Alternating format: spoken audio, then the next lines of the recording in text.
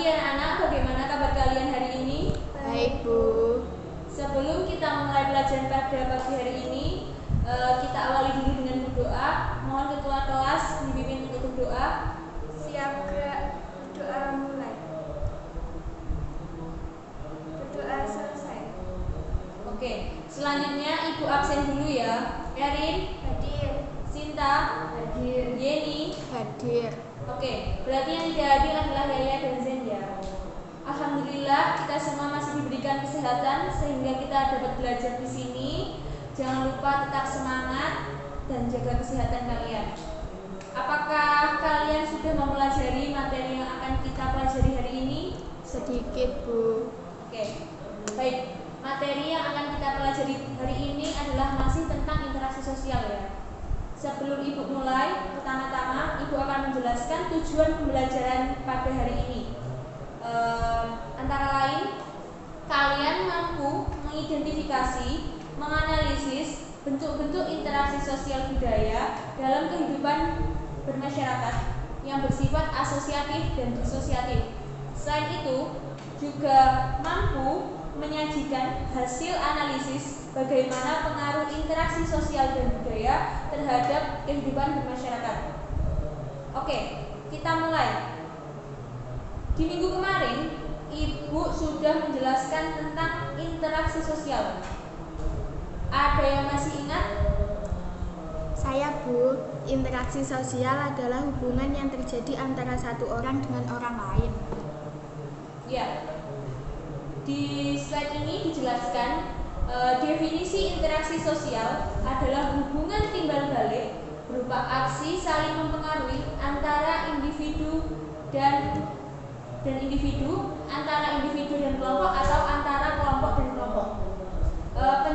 Penjelasan dari teman kalian tadi sudah cukup baik. Maksud dari aksi saling mempengaruhi di sini adalah adanya aksi dan reaksi. Misalnya, ketika Ibu tadi bertanya kepada kalian, lalu kalian menyanggah atau memberikan jawaban, itu berarti kita sudah melakukan interaksi sosial. Oke, selanjutnya, ciri-ciri interaksi sosial. Di slide ini ada 4 ciri-ciri interaksi sosial.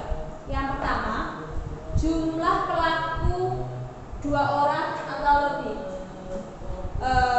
Kenapa di sini dituliskan 2 orang atau lebih? Karena pada dasarnya interaksi sosial tidak bisa terjadi hanya pada 1 orang saja.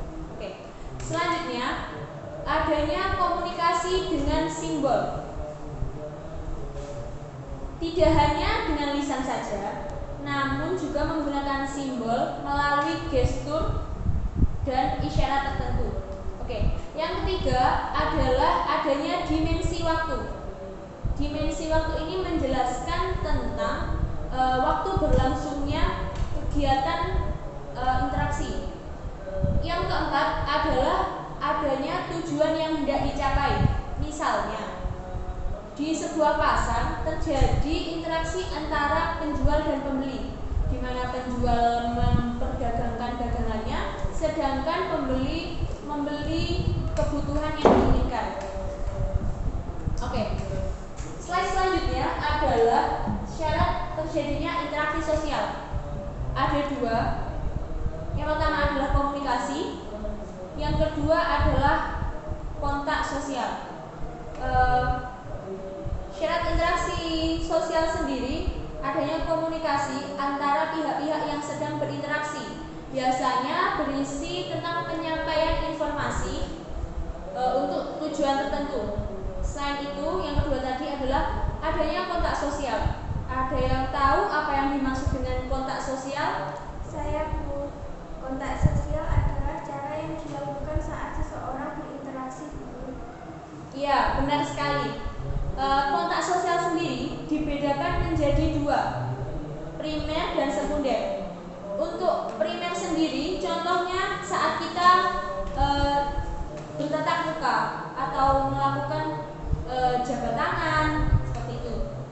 Selanjutnya, yang secara sekunder itu menggunakan perantara. Misalnya, kalian chatting dengan teman menggunakan menggunakan sosial media. Itu adalah contoh dari kontak sosial secara sekunder. Oke. Selanjutnya, faktor pendorong interaksi sosial dibedakan menjadi dua, yaitu faktor eksternal dan faktor internal. Dalam faktor eksternal sendiri ada 5. Yang pertama adalah imitasi, diartikan sebagai upaya untuk meniru suatu hal tertentu. Yang kedua adalah sugesti, adalah upaya yang dilakukan untuk mempengaruhi. Yang ketiga adalah identifikasi, yaitu upaya yang dilakukan untuk menciri atau menyerupai suatu hal tertentu. Yang keempat adalah simpati, dapat diartikan sebagai gambaran perasaan belas kasih atas kejadian yang menimpa seseorang. Yang kelima adalah empati, di mana seseorang menempatkan dirinya sebagai posisi orang, misalnya orang kecelakaan. Mereka merasakan apa yang dirasakan oleh si korban. Oke. Selanjutnya, faktor yang kedua adalah faktor internal, antara lain dorongan untuk memenuhi kebutuhan, dorongan untuk mempertahankan hidup, dan dorongan untuk berkomunikasi dengan sesama. Oke, slide selanjutnya. Menurut Gilin dan Gilin, ada 2 proses sosial yang timbul akibat interaksi, yaitu proses asosiatif dan proses disosiatif. Asosiatif sendiri mempunyai kecenderungan untuk membuat masyarakat bersatu atau meningkatkan solidaritas, sedangkan disosiatif sendiri mengarah ke bentuk pertentangan. Oke, ini slide terakhir. Amatilah gambar di bawah ini dan analisislah bersama kelompok kalian. Oke, di sini ibu akan membagi kalian menjadi 3 kelompok.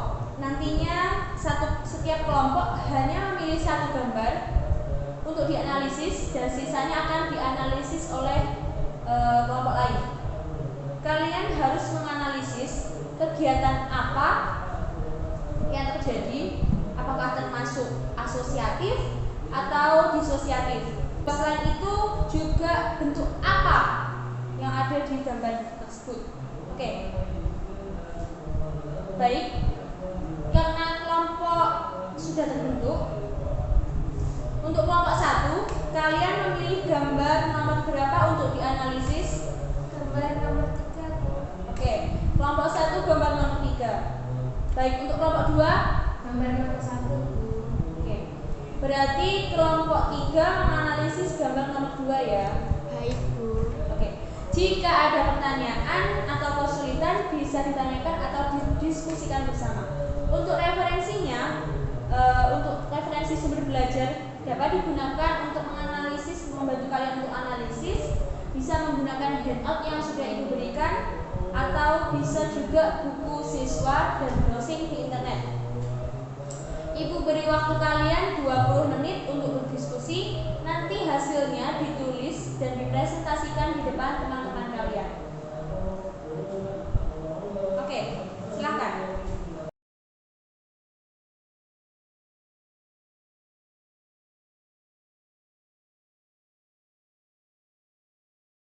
Baik, waktunya sudah selesai. Silakan teman-teman yang menjadi perwakilan untuk mempresentasikan hasil diskusi kelompok untuk berdiri dan menyampaikan hasil diskusinya. Untuk teman-teman yang lain, silakan mendengarkan dan menanggapi jika ada yang mau ditanggapi. Silakan kelompok yang berkenan untuk presentasi terlebih dahulu. Saya Bu. Iya, silakan Sinta.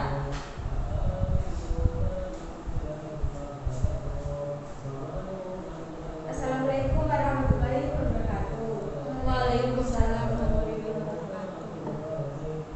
Saya dari perwakilan dari kelompok 2 akan mempresentasikan hasil diskusi kami yang memilih gambar pada nomor 1. Nah, dalam gambar tersebut diperlihatkan masyarakat yang saling bergotong royong sukarela untuk membersihkan masjid setelah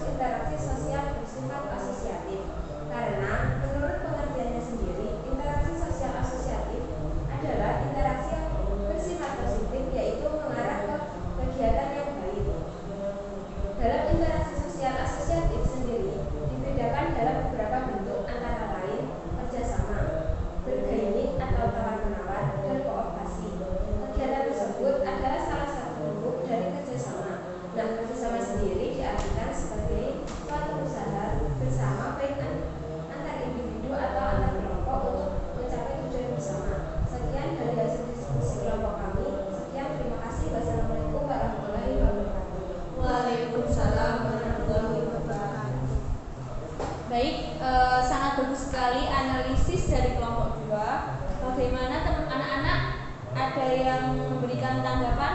Tidak, Bu. Baik, penjelasan dari teman kalian sudah sangat bagus. Oke, di gambar pertama dan kedua itu merupakan interaksi sosial asosiatif, sedangkan di gambar nomor 3 itu adalah interaksi sosial disosiatif.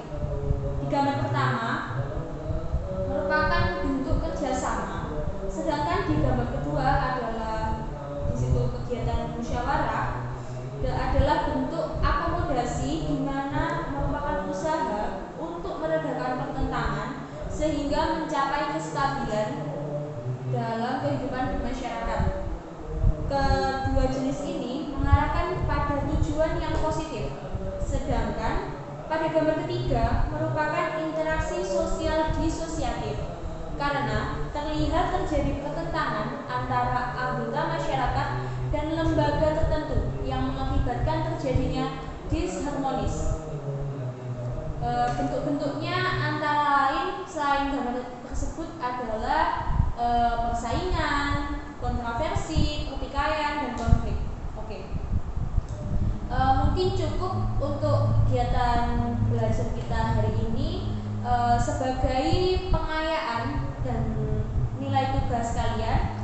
Mohon untuk mengerjakan soal yang ada di buku siswa kalian masing-masing, dikumpulkan di pertemuan berikutnya. Jangan lupa untuk mempelajari materi yang akan datang. Sekian dari Ibu. Terima kasih. Wassalamualaikum warahmatullahi wabarakatuh.